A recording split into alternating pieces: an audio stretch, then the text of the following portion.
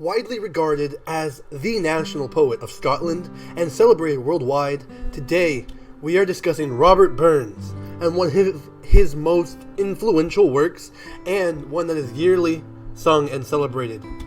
We're talking about the history of Auld Lang Syne. I'm Shieldbro6 for the History Armada, and I will be your guide for your weekly dose of history at the end of this year, 2022. Robert Burns was born January 25th, 1759. And as I stated, he is widely renowned as the national poet of Scotland and is celebrated worldwide for his works. He is the best known of the poets who have written in the Scots language, although much of his writing is in a light Scots dialect of English. Accessible to an audience beyond Scotland, he was able to spread the works of Scotland and his own works. He also wrote in Standard English, and in these writings, he also showed his political and civil commentary, which was often blunt, but who can blame him? He is regarded as a pioneer of the Romantic movement, and after his death, he became a great source of inspiration to the founders of both liberalism and socialism, and he became a cultural icon in Scotland and among the Scottish diaspora among the world. That word diaspora means those who are of the descent that have been dispersed throughout the world. So anyone of Scotch heritage who has been kind of dispersed throughout the world, such as me. Look at my little percent of Scotch heritage coming through there. So as such, there was and is a celebration of his life and work, and it became almost a national charismatic cult during the 19th and 20th centuries for their love for him and his works. And his influence has long been strong in Scottish literature. In 2009 even, he was chosen as the greatest Scot by the Scottish public in a vote run by Scottish television channel STV. As well as making original compositions, Burns also collected folk songs from across Scotland, often revising them or adapting them. His poem, which is often sung now, Auld Lang Syne, is often sung at the last day of the year, which in Scottish is Hogmanay. Pardon me if I butchered that. And also he is known for other works such as Scotch Way Hey, served for a long time as an unofficial national anthem of the country. Other poems and songs of Burns that remained well known across the world today include A Red Red Rose, A Man's a Man for a Tat, To a Louse, To a Mouse, and the Battle of Sherrilmoor, Tam O'Shanter, and A Fond Kiss. So he has many works that have been popularized. Auld Lang Syne, however, is possibly his most popular work, and it is still a popular song today, particularly in the English-speaking world. Traditionally, it is sung to bid farewell to the old year at the stroke of midnight on New Year's Eve.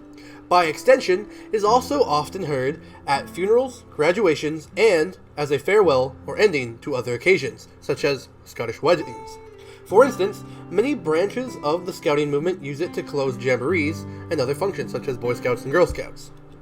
The text is a Scotch language poem written by Burns in 1788, but based on an even older Scottish folk song. In 1799, it was set to a traditional tune and has since become standard. Auld Lang Syne is listed as numbers 6,294 and 13,892 in the Roud Folk Song Index, sealing its place in the history of the world. The poem's Scots style may be translated into English as Old Long Since, or less literally, Long Long Ago, or Days Gone By.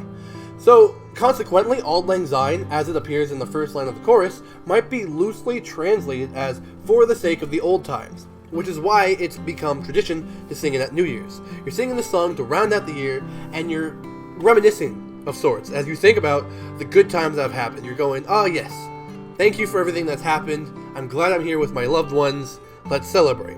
And the phrase Auld Lang Syne is also used in similar poems by Robert Ayton, Alan Ramsay, and James Watson, as well as older folk songs predating Burns. Matthew Fitt uses the phrase in the days of Auld Lang Syne as the equivalent of Once Upon a Time in his retelling of fairy tales of Scotland. So Robert Burns sent a copy of the original song to the Scots Musical Museum in 1788 with the remark, quote, The following song, an old song of the olden times, and which has never been in print, nor even in manuscript, until I took it down from an old man." End quote. He sent it because he wanted to preserve it. That was often his life goal in a lot of things he did, and he should be honored for such in preserving and boosting Scottish heritage, culture, and songs and poems. Some of the lyrics were indeed collected rather than composed by Burns. The ballad Auld Lang Syne, printed in 1711 by James Watson, shows considerable similarity in the first verse and the chorus to Burns' later poem. And it is almost certainly derived from the same old song. To quote the first stanza of the James Watson ballad, you can see for yourself how close it is here. "Should old acquaintance be forgot, and never thought upon, the flames of love extinguished, and fully past and gone, is thy sweet heart now grown so cold, that loving breast of thine, that thou canst never once reflect on Auld Lang Syne." And then the chorus is, "On Auld Lang Syne, my Joe, on Auld Lang Syne, that thou canst never once reflect on Auld Lang Syne." So you can see quite the similarity between the first verse and the chorus to the version that you might be familiar with. It is a fair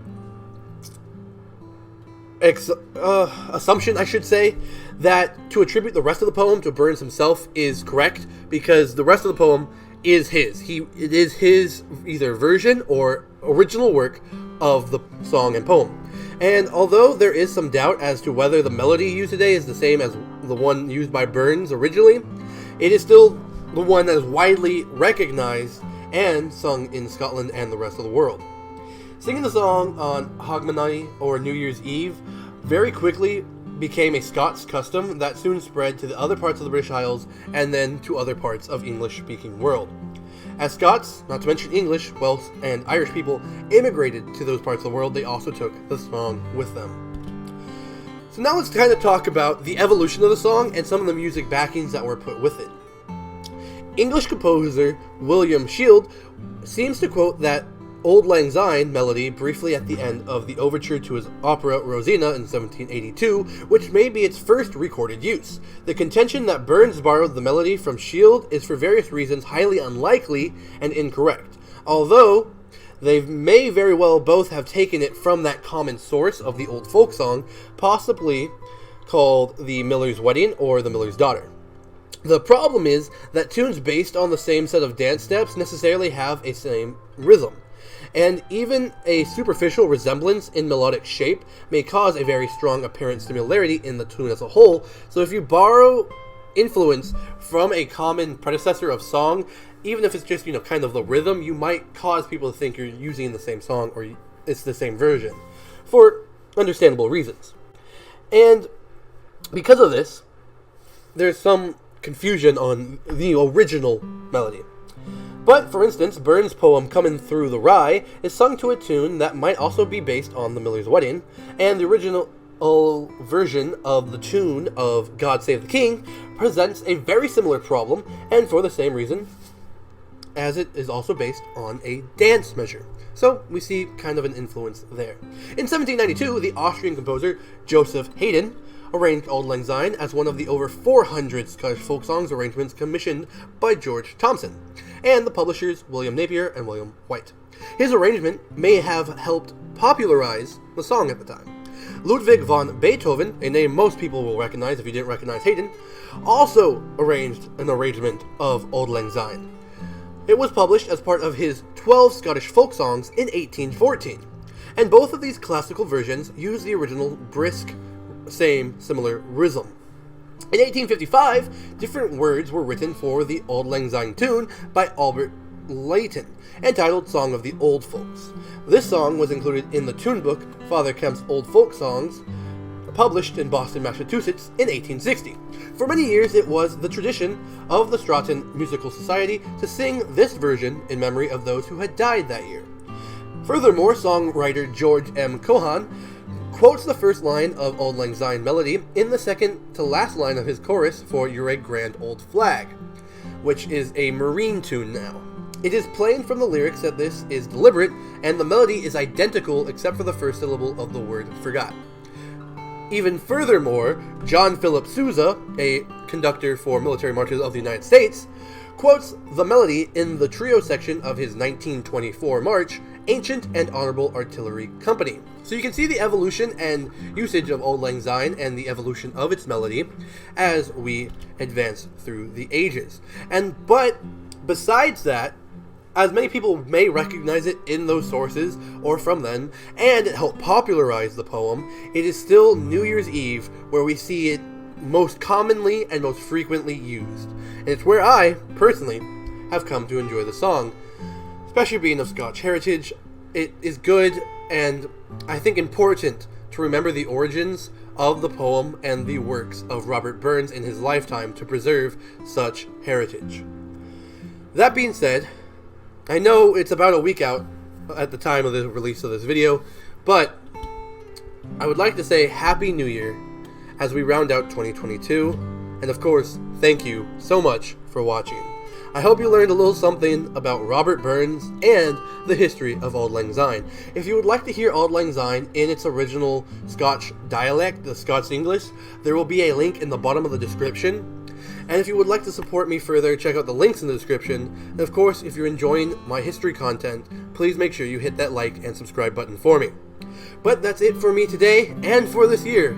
I will see you guys in 2023. And as always, I'm ShieldBro6. And thank you so much for watching. Cheers to Robert Burns, cheers to the New Year's, and cheers, and thank you for watching.